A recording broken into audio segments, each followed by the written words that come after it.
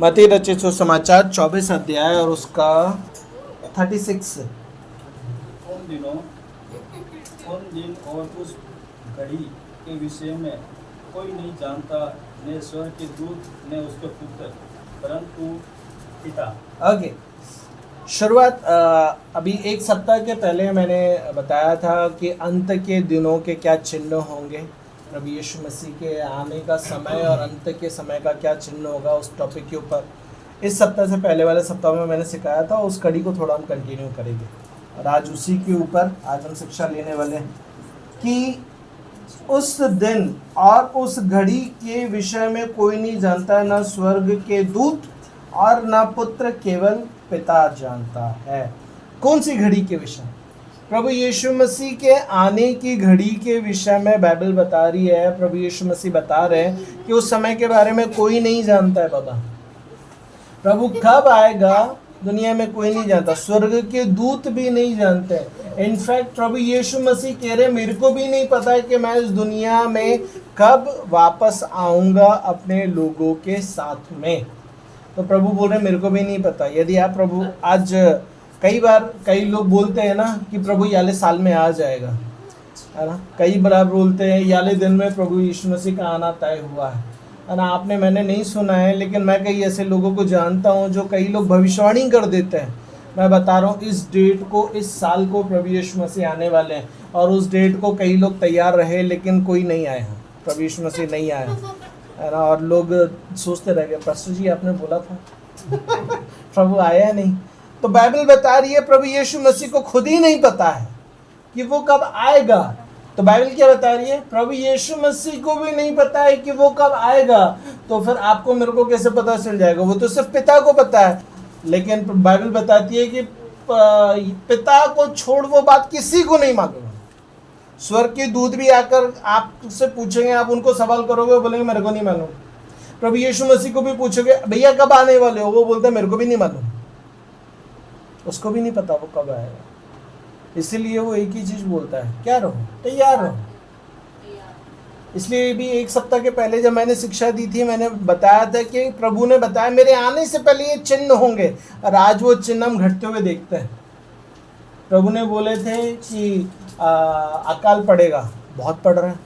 प्रभु ने बोला था तुम लड़ाइयाँ देखोगे, लड़ाइयों की चर्चा सुनोगे। हमने लड़ाइयाँ भी देखी हैं, वर्ल्ड वॉर भी देखी है और लड़ाइयों की चर्चा भी सुनी है। इन दिनों को ज़्यादा ही सुनी है।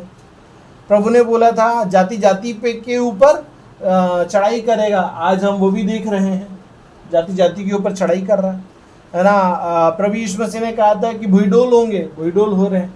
सुनामी आज हम देख रहे हैं, सुनामी आम बात हो गई है आज दुनिया में, है ना। प्रभु ने बोला था कि लाइलाज बीमारियाँ आएंगी, आज आ रही है, ऐसी ऐसी बीमारियाँ आ रही है, इलाज नहीं है। हाँ, सूर्य अंधेरा हो जाएगा, चंद्रमा लाल हो जाएगा। चंद्रमा लाल हो रहा है, हम देख रहे हैं।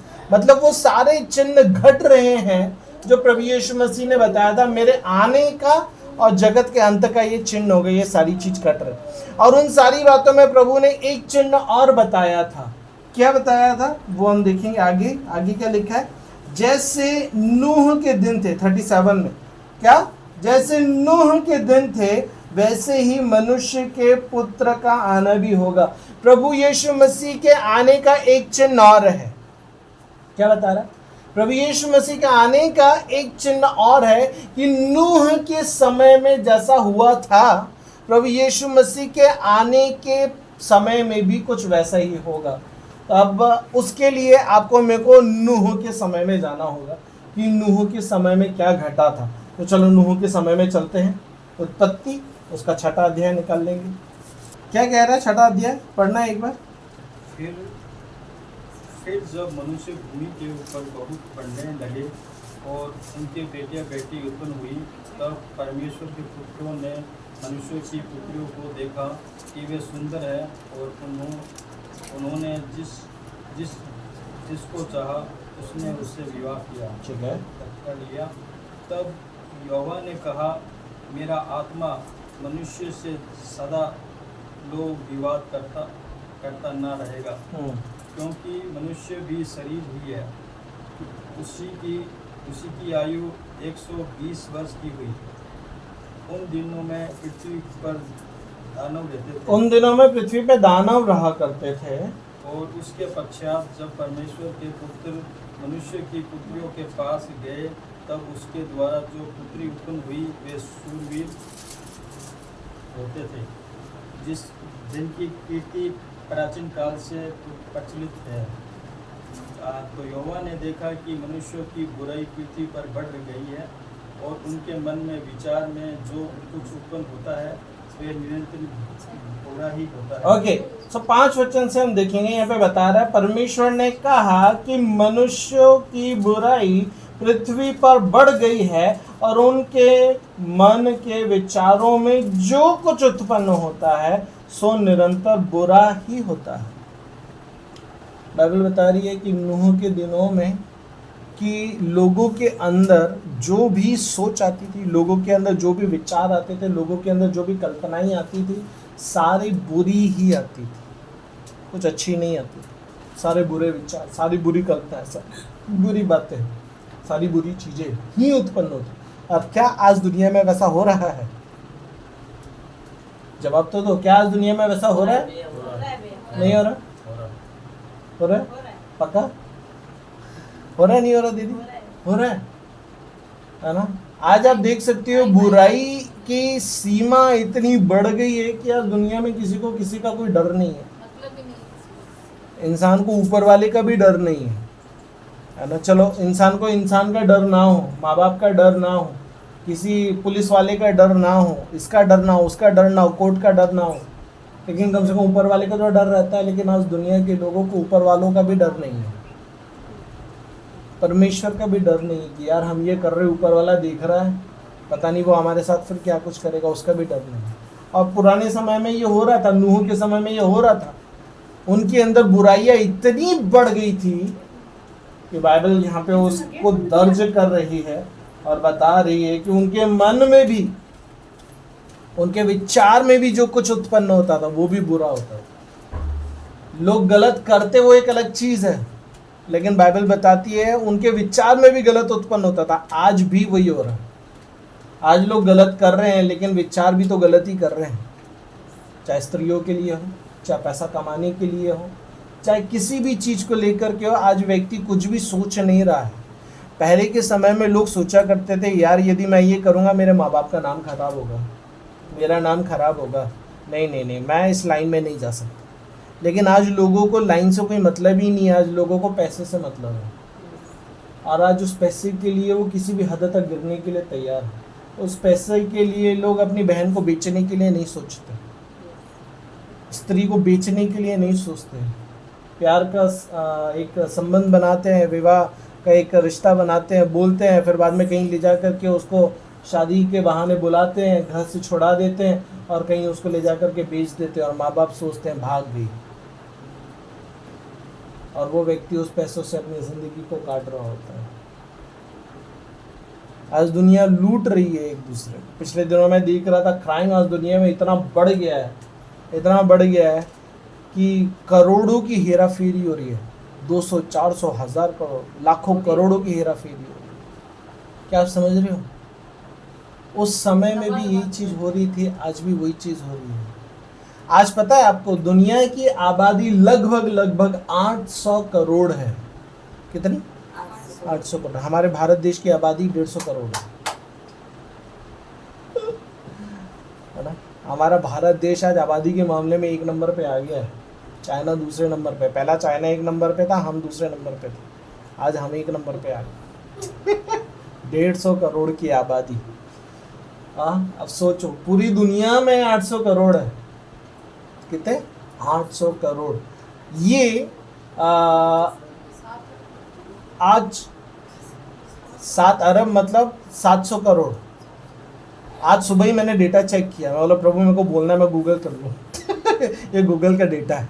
800 कुछ करोड़ है। हाँ 8 अरब से ऊपर है ना? मैं आपको जस्ट 800 करोड़ बता रहा हूँ। 8 बिलियन इंग्लिश में बोलते हैं, बिलियंस।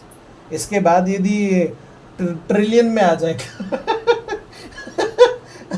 अभी समय वो चल रहा है। अभी मैं उसमें देख रहा था वो बता, इतना मतलब सेकंड भी नहीं गुजर रहा, बच्चे पैदा होते जा रहे हैं। मैं सुबह ऐसा लाइव देख रहा था, उसमें बता रहे इतने जल्दी जल्दी बच्चे पैदा हो रहे हैं, हर सेकंड में पता नहीं कितने बच्चे पैदा हो जाते हैं, हर सेकंड में इतने बच्चे पैदा हो। तो बाइबल बता रही है कि इतने मैं ये ध्यान केंद्रित करना चाह रहा हूँ, नूह के समय में भी बहुत बड़ी आबादी थी। प्रभु यीशु मसीह के समय में इतनी आबादी नहीं थी जितनी आबादी आज है, लेकिन नूह के समय में आबादी थी, बहुत आबादी थी, है ना।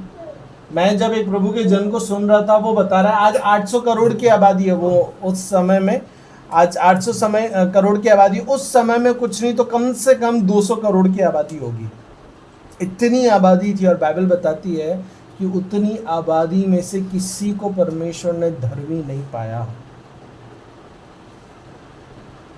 आज भी तो ये चल रहा है, आज मसीहत में भी तो धर्मी नहीं है लोग, दुनिया की तो बात छोड़ दो। आज मसीहत में भी लोग धार्मिकता का जीवन नहीं जी पा रहे, आज मसीहत में भी लोग धार्मिकता का वातावरण में नहीं रह पा रहे, नहीं चल पा रहे।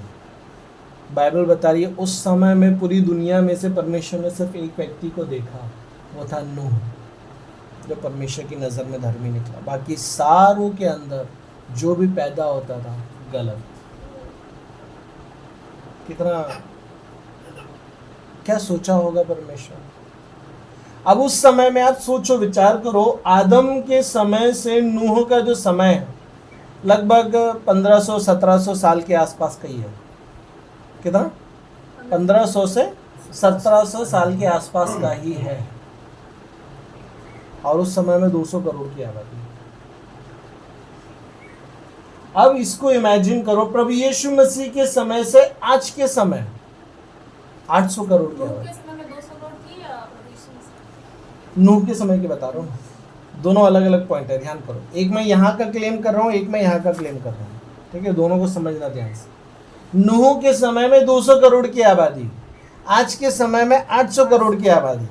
नूह का समय आदम के समय से 1500 से 1700 समय रहा होगा साल, जब वो समाप्त हो चुका था, उससे पहले का मतलब आदम की उत्पत्ति से लेकर के नूह के समय तक के जो समय गुजरा, समय काल, लगभग तब 200 करोड़ लोग थे।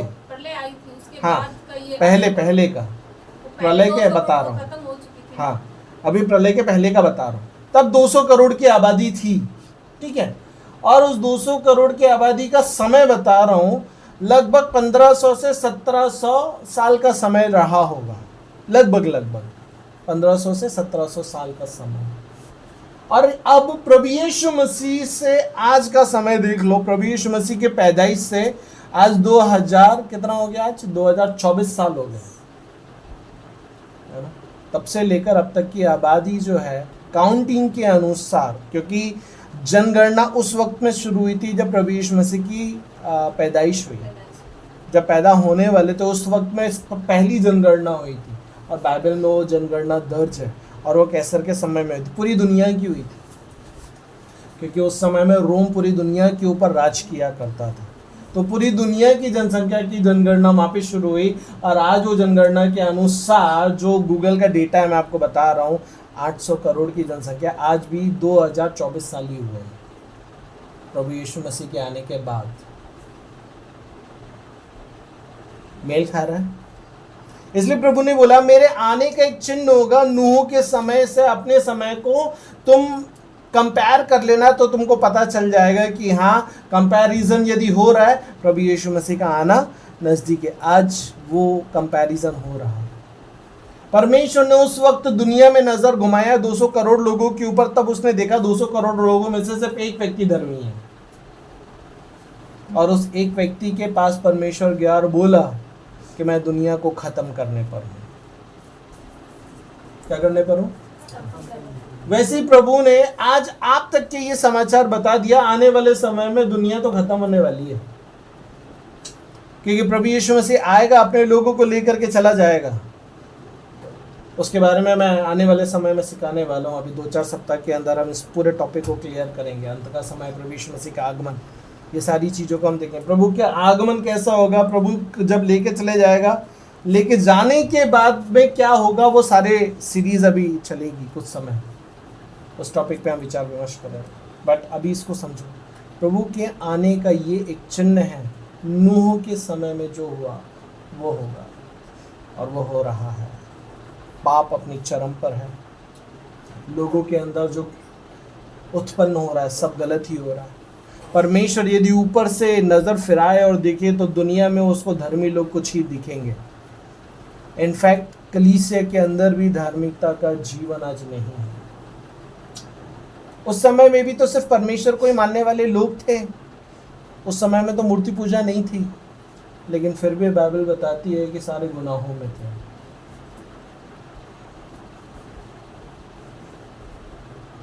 सारे गुनाहों में। अभी 2-3 सप्ताह पहले मैंने सिखाया था आपको हनोक के बारे में, राइट? कुछ समय पहले मैंने हनोक के बारे में सिखाया था कि कैसे परमेश्वर के साथ साथ हनोक चला करता था।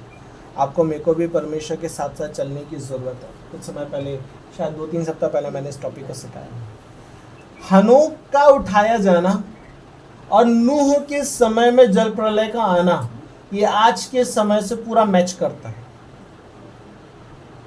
हनोक का उठाया जाना मतलब प्रभु यीशु मसीह का उठाया जाना, प्रभु यीशु मसीह का उठाया जाना, उसके बाद जल प्रलय का आना, और यहाँ पर प्रभु यीशु मसीह का आना एक घटना है। इसलिए प्रभु ने बोला उस समय को याद कर ले।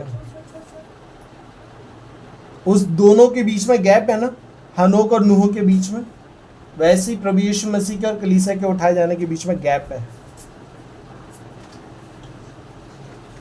इसलिए प्रभु ने बोला नूह के समय को ध्यान कर लेना। ओके, अभी हम वापस मत्ती में चलते हैं। फिर बाइबल बताती है जैसे नूह के दिन थे वैसे ही मनुष्य के पुत्र का आना भी होगा, क्योंकि जैसे जल प्रलय से पहले के दिनों में जिस दिन तक कि नूह जहाज पर न चढ़ा उस दिन तक लोग खाते थे और उनमें ब्याह शादी होती थी। नूह के जहाज में चढ़ने के पहले तक लोग खाते थे, पीते थे, शादी करते थे, ब्याह करते थे। आज सारी दुनिया खाने पीने और शादी ब्याह के लिए ही सब कुछ कर रही है, राइट? खाने पीने के पीछे ही व्यस्त है, ठीक है।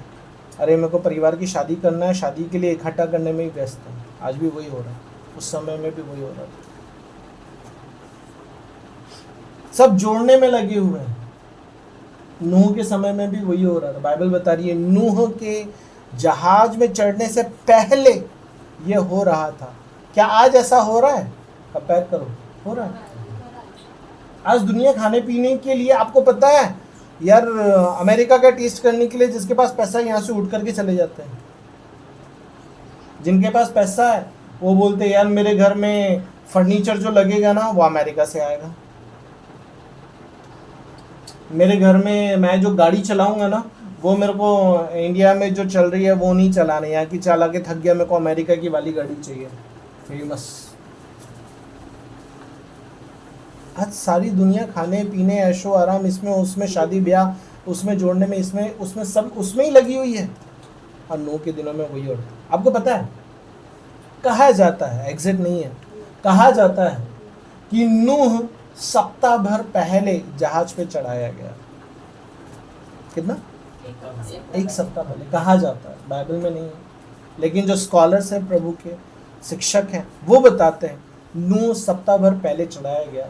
और नूह जब जहाज में चढ़ा, उस जहाज का दरवाज़ा बंद करने वाला परमेश्वर है। नूह ने दरवाज़ा बंद नहीं किया और सप्ताह भर पहले जहाज पे चढ़ाया गया परमेश्वर के द्वारा। और उस जहाज का बंद करने वाला, दरवाज़ा बंद करने वाला कौन है? क्यों प्रभु? तूने क्यों बंद किया? नूह को बंद क्यों नहीं करने दिया? क्योंकि यदि वो बंद करेगा उसके रिश्तेदार आएंगे ना, जैसी बारिश आएगी, बाढ़ आएगी।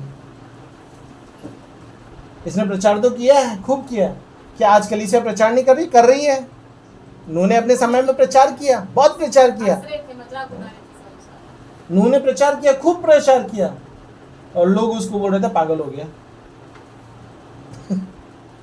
पागल हो गया भाई तू, बारिश, दिमाग खराब हो गया तेरा। इतना बड़ा जहाज बना रहा तू, दिमाग खराब हो गया तेरा।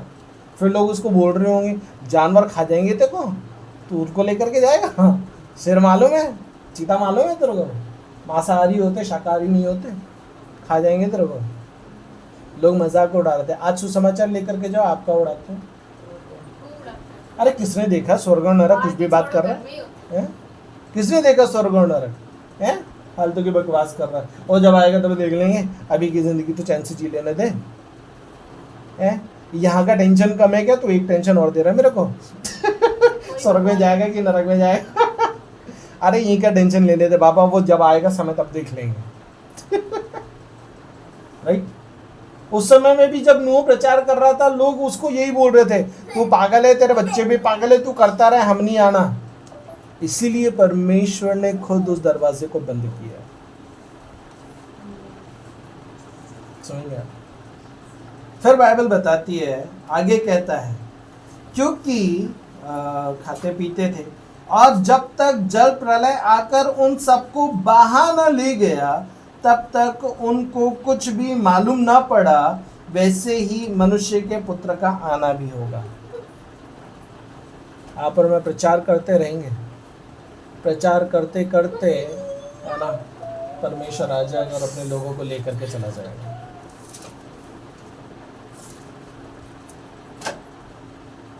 और वहां पे फिर परमेश्वर ने कुछ चिन्ह बताए। उस समय में 2 जन खेत में होंगे, एक ले लिया जाएगा, दूसरा छोड़ दिया जाएगा। प्रभु यीशु मसीह जब आएंगे, बाइबल बता रही है एक तो ले लिया जाएगा, एक छोड़ दिया जाएगा। और बाइबल क्या बता रही है? उस समय में 2 जन खेत में होंगे, मतलब दिन का समय। खेत में होंगे मतलब काम कर रहे होंगे। दिन के समय में लोग काम कर रहे होंगे। एक जो कि परमेश्वर को मानने वाला होगा, एक परमेश्वर को मानने वाला नहीं होगा। तो जो मानने वाला होगा वो तो उठा लिया जाएगा, जो मानने वाला नहीं होगा वो छोड़ दिया जाएगा। फिर आगे उदाहरण देता है, 2 स्त्रियां चक्की पीसती होगी, एक ले ली जाएगी और दूसरी छोड़ दी जाएगी। पुराने समय में चक्कियां शाम को पीसी जाती थी, आटा शाम को पीसा जाता था, दिन में शाम को पीसा जाता। तो बाइबल बता रही है शाम के समय में 2 स्त्रियां होंगी, एक जो परमेश्वर पर विश्वास करती होगी, एक परमेश्वर पर विश्वास नहीं करती होगी। तो एक उठा ली जाएगी, एक छोड़ दी जाएगी। अब मैं यहाँ पे सोच रहा हूँ, प्रभु तूने एक एग्जाम्पल दिन का दिया, तूने एक एग्जाम्पल शाम का दिया, एग्जैक्ट नहीं बताया ना उनको, मतलब कंफ्यूज है इसमें भी, कभी भी आ सकता है। समझ यार? तो ये नहीं सोच सकते कि इस टाइम पे आ सकता है। एक दिन का समय, एक शाम का समय। तो वो तो बता रहे उस टाइम मतलब खेती बाड़ी थी, अब तो खेती बाड़ी कहाँ है, अब तो चक्कियाँ हैं। प्रभु ने एग्जाम्पल दिया है, वो एग्जाम्पल से आप कहानी समझ लो, सिनेरियो समझ लो। प्रभु सिर्फ उदाहरण दे रहा है, प्रभु एग्जैक्ट नहीं बता रहा है, क्योंकि बोल रहा है मेरे को भी नहीं पता भी है, इसलिए इन सारी चीज़ों से समझ लेना मेरा आना नज़दीक है। अब वो दिन को भी हो सकता है, रात को भी हो सकता है, और शाम को भी हो सकता है। दिन में दोपहर भी आ जाते, इसलिए उसने दोपहर को गिनाया ही नहीं। वो दिन चाहे सुबह का ले लो, चाहे दोपहर का ले लो, शाम को ले लो, चाहे रात का ले लो। रात का एग्जाम्पल क्या है? रात का एग्जाम्पल भी देता हूँ।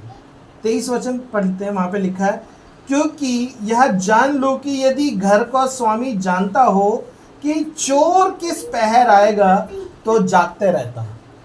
चोर मतलब रात को ही आता है, दिन, शाम, रात, तीनों चीज गिना दी प्रभु ने।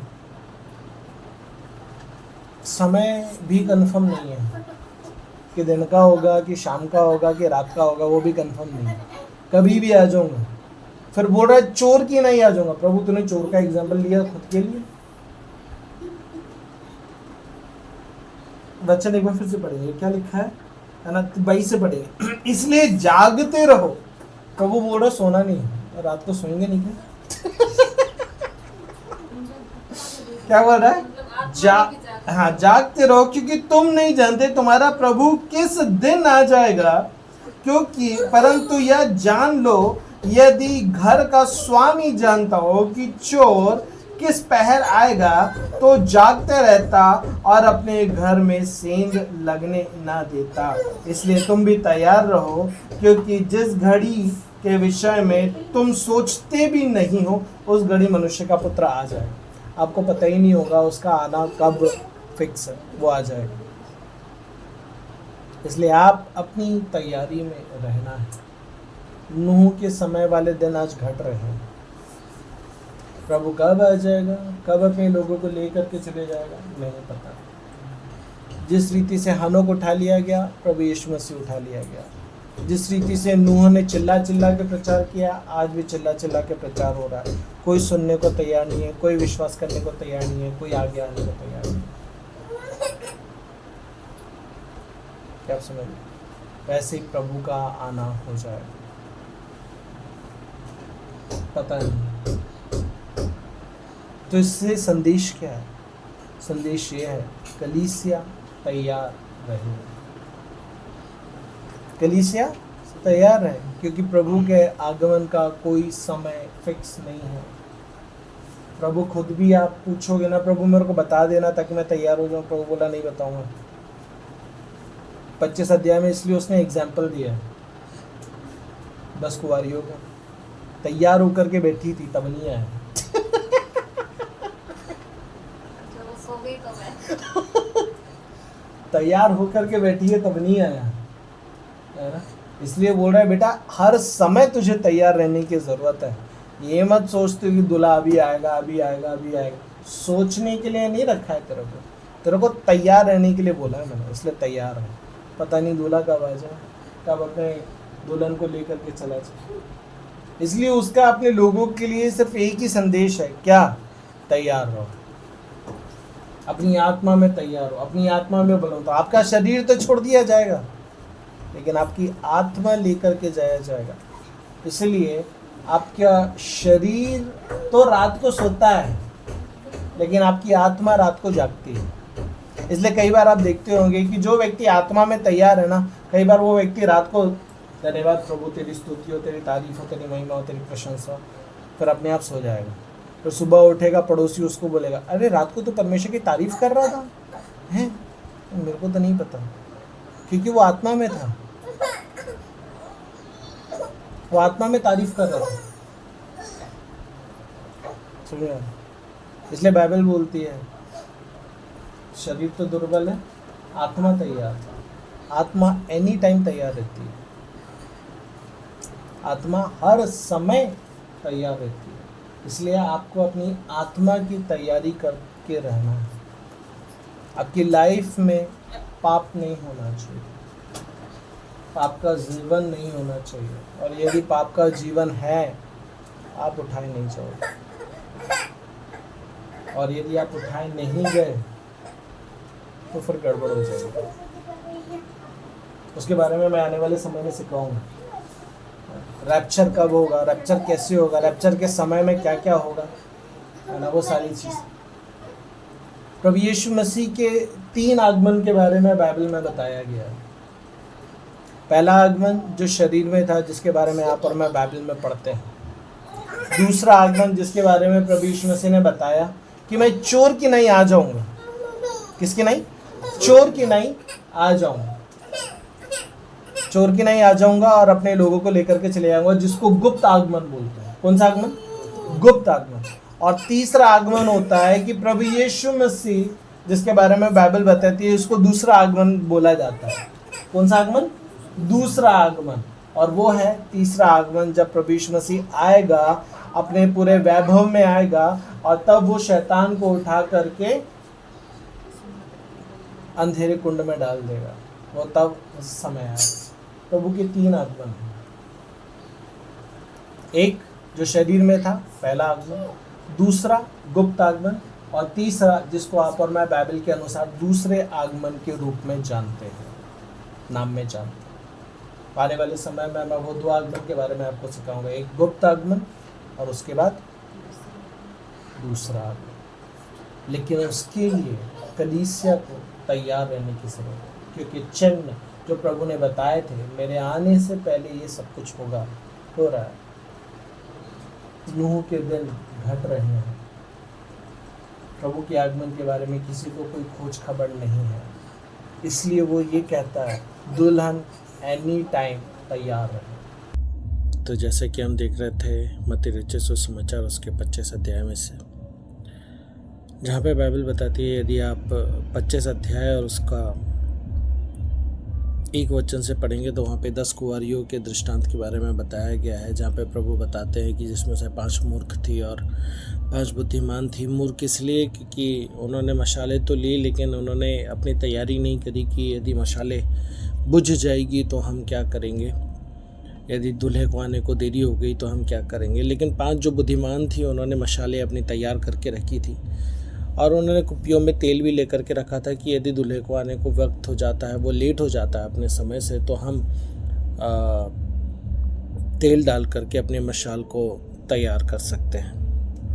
लेकिन जब आप इस वचन के ऊपर गौर करोगे तो आप 25 अध्याय के 5 वचन जब पढ़ोगे, जहाँ पे लिखा है कि जब दूल्हे के आने में देर हुई तो वे सब ऊँघने लगी। मतलब जितने जागरूक थी, है ना, जिसमें 5 मूर्ख थी, 5 बुद्धिमान थी, 10 की 10 सो गई है, बाइबल बताती है। 10 की 10 ऊँघने लगी हैं, बुद्धिमान भी ऊँघने लगी हैं, मूर्ख भी ऊँघने लगी है। फिर बाद में बुद्धिमान भी सो गई और मूर्ख भी सो गई। फिर बाइबल बताती है 6वें वचन में कि आधी रात को धूम मची और देखो दुल्हा आ रहा है, उससे भेंट करने के लिए चलो। बाइबल बता रही है आधी रात को धूम मची, आधी रात को दुल्हा आया, काफ़ी टाइम लगा करके दुल्हा आया। फाइनली तब धूम मची, जब दुल्हा आया तब धूम मची। जब यीशु मसीह आएगा तब धूम होगी मेरे प्रियो, ध्यान रखो। तुरही फूकी जाएगी, वो धूम होगी। और उसके बाद बाइबल बताती है कि क्या कुछ लोगों ने क्या कहा, दुल्हा आ रहा है, उससे भेंट करने के लिए चलो। कोई बोलता है होगा यीशु मसीह आ रहा है, उससे भेंट करने के लिए चलो। ये कौन है? ये प्रभु के वो जन हैं जो आपको जागरूक करते रहते हैं, जो आपको बोलते रहते हैं, जो आपको समझाते रहते हैं, तैयार हो जाओ, तैयार हो जाओ, ना जाने कब प्रभु आ जाएगा, कब प्रभु आ करके अपने लोगों को लेकर के चला जाएगा, तैयार हो जाओ, तैयार हो जाओ। और उसी रीति से बाइबल बताती है कि जब आप 7वें वचन पढ़ोगे, वहाँ पे लिखा है तब वे सब कुंवारियाँ उठकर अपनी मशाले ठीक करने लगी। बाइबल यहाँ पे ये नहीं बता रही है कि दुल्हनें जो हैं वो अपना मेकअप ठीक कर रही हैं, अपनी ड्रेसेस ठीक कर रही हैं, अपने आप को ठीक कर रही हैं। नहीं, वो शरीर की तैयारी नहीं कर रही है। बाइबल बता रही है वो मशाले ठीक करने में लगी थी। यदि आप 7 वचन ठीक से पढ़ोगे, मतलब मशाले मतलब क्या? बाइबल बोलता है यीशु मसीह ने कहा कि तुम जगत की ज्योति हो। तुम जगत की ज्योति कैसे बनते हो? परमेश्वर की आत्मा के द्वारा। वो आत्मा वो मशाल है। आपकी आत्मा तैयार होना चाहिए, आपके स्पिरिट तैयार होना चाहिए, क्योंकि जब प्रभु आएगा आपका शरीर नहीं जाएगा। समझ में आ रहा? तो जो जाने वाला है वो आपकी स्पिरिट है, और आपकी स्पिरिट रेडी होना चाहिए प्रभु के आगमन के लिए। ये उस 10 कुंवारियों के दृष्टांत के बारे में है।